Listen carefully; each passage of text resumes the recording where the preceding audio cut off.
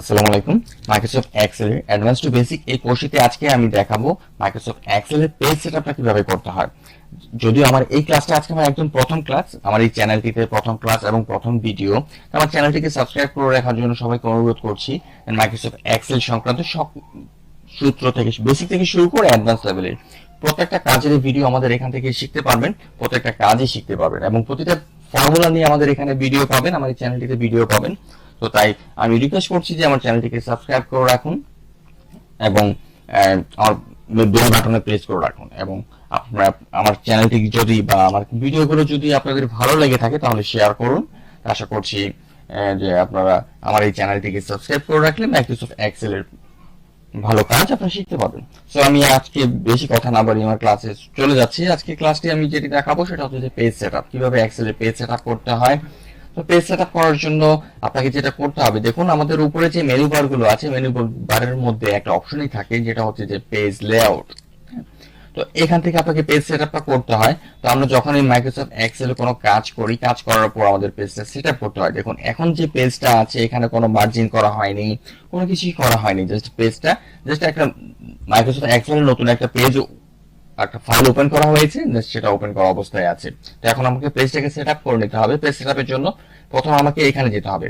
দেখুন উপরে মেনু বারের মধ্যে পেজ লেআউট, এখানে ক্লিক করব। ক্লিক করার পর এখান থেকে আমার সাইজ মতো, আমার পছন্দের মতো আমি পেজটাকে সেটআপ করে নিব। কিভাবে করব সেটা আমি দেখিয়ে দিচ্ছি।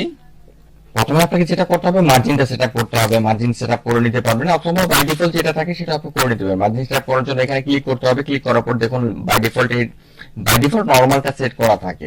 তারপর যদি কাস্টমাইজ করতে চান দেন সেক্ষেত্রে এখানে যাবেন। এখানে যাওয়ার পর দেখুন আপনি টপে কতটুকু রাখবেন, লেফটে কতটুকু রাখবেন সেটা এখান থেকে বাড়াতে পারেন, কমাতে পারেন, বাড়াতে পারেন। দেন সেক্ষেত্রে আপনি এটা এখান থেকে সেট করে নিতে পারবেন। হেডার ফুটার দুটো এখান থেকে কমাতে পারবেন, বাড়াতে পারবেন। দেন ওকে করলে সেটা সেট হয়ে যাবে। দেখুন আমি পেজ সেটআপে গিয়ে যখন আমি মার্জিনটা চুজ করছি, সেট করেছি, দেন তখন আমার এখানে দেখুন একটা নতুন একটা ঘর চলে এসেছে, দাগ চলে এসেছে।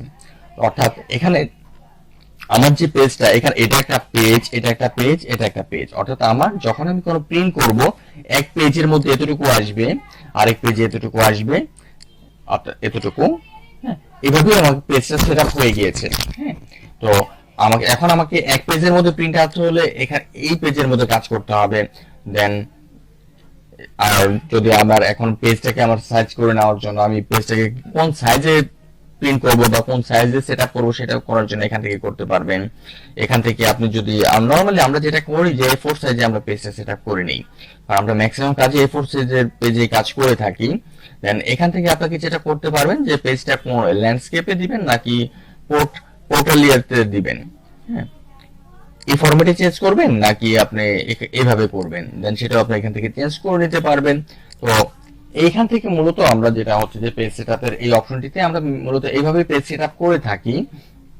তো এখন আপনি যদি এখানে কাজ করেন, হ্যাঁ, এখানে যদি এটা অপশনে আপনি মেনু থাকে, হেডিং থাকে, দেন এখানে যদি কখনো আপনার পেজটা যদি হেডিংটা অনেক বড় হয়, দেন সেক্ষেত্রে এরকম যদি হয় যে এখন আপনার সম্পূর্ণটা এক পেজে প্রিন্ট করতে হবে, দেন তখন পেজটাকে কিভাবে সেটআপ করবেন।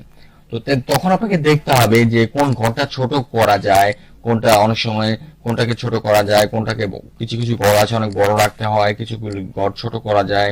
সেক্ষেত্রে আপনি এখান থেকে সেটা করতে পারবেন। হ্যাঁ, দেখুন আমি অলরেডি দুইটা ভিতরে চলে এসেছে। এভাবে ছোট বড় করিয়ে আপনি পেজটাকে ভিতরে আনতে পারবেন। ঠিক আছে, দেখুন আমার এখন প্রতিটা ঘরই আমার পেজের মধ্যে চলে এসেছে। একটা বাকি আছে, এখন এটা যদি আমি কমে দিয়ে চলে আসবে। দেখুন আমার এটা এখন সবগুলো এক পেজের মধ্যে চলে এসেছে। এভাবে আপনারা পেজের সাইজটা ছোট বড় করতে পারবেন। দেন এখান থেকেও যদি কখনো প্রয়োজন হয়, নির্দিষ্ট কতগুলো দরকার, কম বেশি হলে আপনি কমাতে পারেন, বাড়াতে পারেন, এটাকে আপনি ছোট বড় করতে পারবেন। এইভাবে মাইক্রোসফট এক্সেলে পেজ সেটআপটা করে নিতে হবে। এবং প্রিন্ট দেওয়ার জন্য দেখুন এখন যদি আমি এই পেজটাকে প্রিন্ট করি, দেন এখানে কার্সরটা রেখে আপনার কিবোর্ডে কন্ট্রোল কি দিলেই আপনার প্রিন্টারে চলে যাবে। দেখুন আমার এখন এই পেজটা দেখাচ্ছে। দেখুন আমার এই পেজের মধ্যে যদিও কোনো একদম হোয়াইট দেখাচ্ছে, কোনো মার্জিন করা নেই, কোনো আমি বর্ডার করিনি, দেন সেক্ষেত্রে এরকম দেখাচ্ছে। তো আমি যদি বর্ডার করে আসি দেখুন তাহলে কিরকম দেখাবে। আমার সম্পূর্ণ পেজটাকে এক পেজের মধ্যে যতটুকু জায়গা আছে আমি সম্পূর্ণটাকে বর্ডার করি। বর্ডার করার জন্য এখানে যেতে হবে। এখন এটাকে যদি আমি কন্ট্রোল পি দেই, দেখুন এটা আমার এখন বর্ডার সহ চলে এসেছে। তো এভাবেই পেজ সেটআপটা করতে হবে। পেজ সেটআপটা করার পর আপনি আপনার প্রয়োজনে যে কোনো কাজ করে নিতে পারবেন। আশা করছি যে আমার ক্লাসটা আপনাদের বুঝতে পেরেছেন এবং ক্লাসটা ভালো লেগেছে। আমার ক্লাসগুলো ভালো লেগে থাকলে এবং মাইক্রোসফট চ্যানেল এক্সেলের যদি আপনি কাজ শিখতে চান তাহলে আমার চ্যানেলটি সাবস্ক্রাইব করে রাখুন এবং আমার ভালো লাগা ভিডিওগুলো আপনার শেয়ার করুন। সম্পূর্ণ ভিডিওটি দেখার জন্য আপনাদেরকে অসংখ্য ধন্যবাদ।